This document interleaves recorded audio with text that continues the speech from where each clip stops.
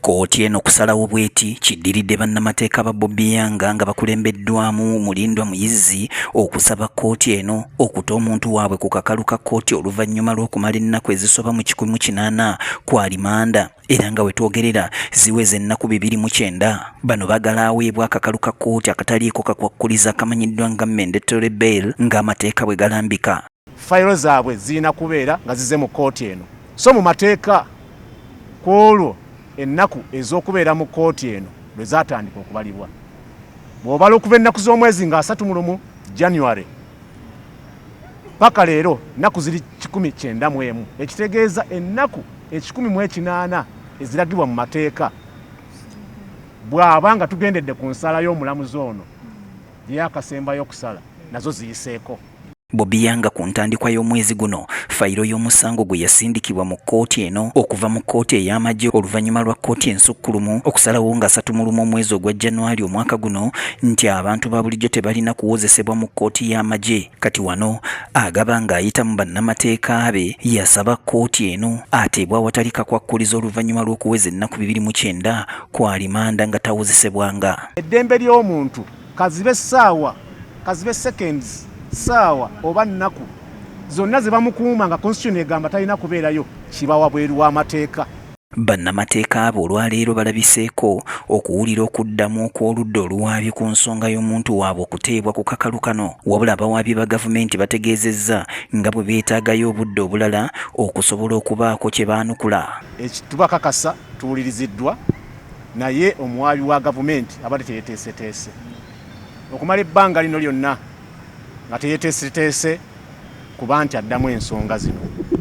Ensonga lwaki kooti olwaleero tetusobodde tuwankubira yaayo oba nsala yaayo. Wano omulamuzi wa kooti eno asinzidde n'awa buli ludda obudde bwe lulina okuteekamu okwewozaako kwabwe olwo ye asobola okuwa ensala ye nga munnamateeka Muyizi bw'annyonnyola. Omuwaabi wa gavumenti agenda kutunula mu submissions zaffe ezo naye aziddemu mu wiiki eno ku Lwokutaano. Olwo ku Mande ng'ennaku z'omwezi 18 naffe tuweeyo okwoza kwaffe okusembayo oba gye muyita rejoinder. Awo ng'ennaku z'omwezi 22 ku Lwokutaano lwe tusuubira omulamuzi otuwa ensala ye ng'eyise ku email zaffe. Bannamateeka abalala okubadde Shamim Malende awamu ne Zidri Galina balambuludde ku nsonga eno. Era nga yali yateekebwako omusango ogw'okuba nti yasangibwa n'ebigambibwa okuba eby'amagye. Yasibibwa mu Gwokutaano omwaka oguwedde 2024. Kitegeeza we tutuukidde essaawa eno nga Bobby Yanga yakamala omwaka mulamba n'emyezi 2 mu kkomera. Naye ekisinga okukwasa ennaku ti mu bbanga eryo lyonna tawozesebwangako. Newe twagezaako kumusabira bail mu kooti masho ey'e Makindye, kooti masho yagaana okumuta. Era olunaku z'omwezi nga 3 Oktoba 2024 kooti masho yasalawo n'egamba nti tejja kumuwa bail kyokka ate ekyatwewuunyisa n'egaana omuwa olunaku lwonna olwa kooti okudda mu kooti. The mother of Bobby Yanga also herself was in court, of course, as a mother, very emotional. And the entire Noop fraternity and even beyond, people, human rights defenders, we were in open court. We were also in the corridors and stuff. And for me, this solidarity gives me hope.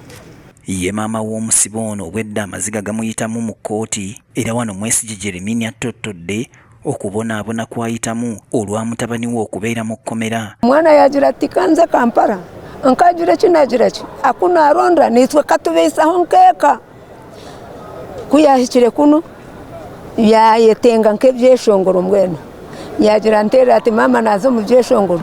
Era wanaasabye gavumenti okumuyamba omwana waateebwe asobole okulabirira abaana be. Mbwenu ninshaba gavumenti enyambe ejareba abaana be nabo nsigire barwire bari kubi na hati tindi kumanya uko bari. Mbwenu ninshaba gavumenti buzima enyambe eja shanga obwana bwe bwabonabona bubonaboneire kimwe.